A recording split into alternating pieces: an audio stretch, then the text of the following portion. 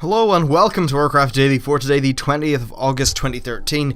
So in today's news we actually have some great stuff. There has been so many interviews, and instead of just covering one interview and it being boring, I've pretty much gathered them all up into one big list of the interesting points that are unique, and I'll go over that. It should be pretty fun. And then after that we have a little bit of blue posts about hunters and raid lag. Turns out the lag was also the healer's fault.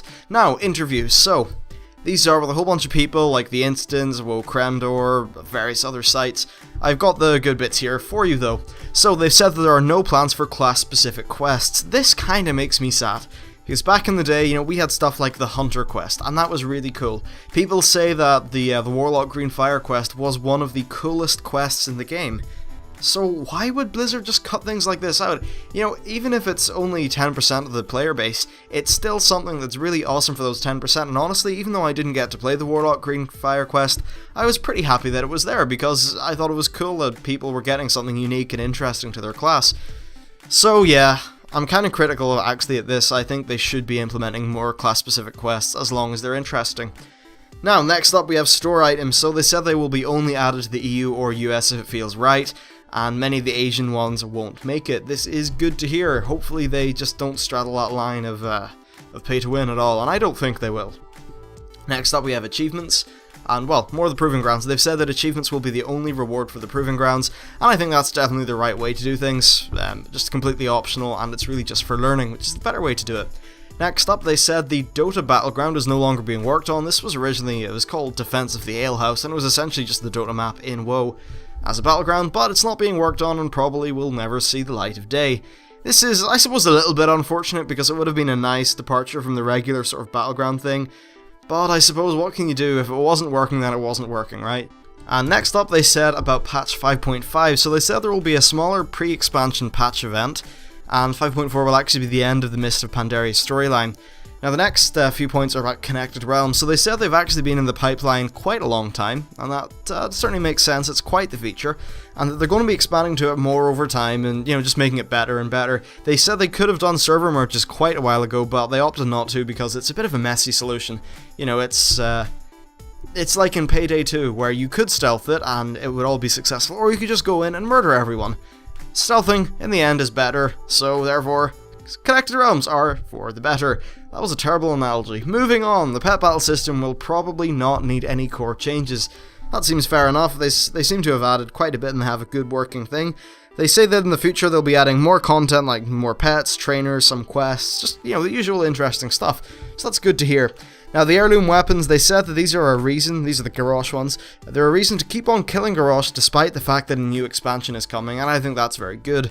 There should always be reasons to go back and kill a boss, and for the next expansion it should help you out in the leveling process. That's always a good thing, right? Now for patch 5.4, they said that it will not show the results of the war, but the pre-expansion patch will show the results of the war, and I suppose that's fair enough. It'll be nice to have kind of the world be cleaned up or whatever sort of play out before the next expansion comes out, and then we can jump into the new expansion, hopefully, Rise of the Legion. That's what I really want it to be, but hey, it'll be fun regardless, probably. And finally they said the Isle Armor tokens are awarded frequently and randomly to keep it interesting, and they say this is better than a slow grind to a guaranteed item. As somebody who's, well, probably going to be working in the games industry if things don't fuck up tremendously, I think that's a much better way to do it, so yeah, well done Blizzard. Now, next up we have some blue posts, and these are about hunters and raid lag. So for hunters, they said they've already made the relevant changes to compensate for readiness. Now, this is essentially a 15 to 18% increase in the damage from our signature shot, and a 50% focus cost increase for Arcane Shot for only a 25% damage increase. This doesn't sound like a very big buff to our damage, which they said needed to be increased, even in comparison to the classes that are not ridiculously overpowered in 5.3. And it certainly seems a little bit suspect. Hopefully they'll keep on tweaking those numbers because they do need to go up in PvE. I know a lot of people who watch the channel are PvPers and they don't understand, but you have to get that Hunter DPS is not good. The only thing that was good in PvP was the burst, and that's what was scary. But of course readiness being removed has fixed the burst problem.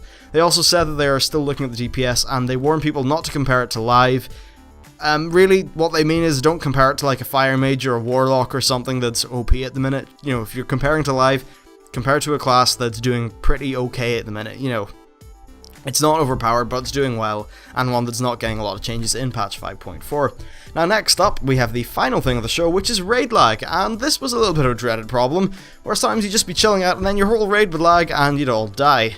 Now, it turns out this was actually the healers' fault, so yes, the healers are once again causing everyone to wipe and die. Yeah, some of their healing abilities, that sort of thing, were causing lag, and they've done some internal stuff to the spells to reduce the problem, and that's really it.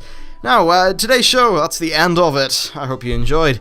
As for things I'm doing at the minute, I'm currently doing a crap ton of work that you will not see until the next week or so, when 5.4 comes out. I'm working, getting all my guides done, everything so that we can, once 5.4 hits, everyone that's watching the channel can hit the ground running and be a complete boss.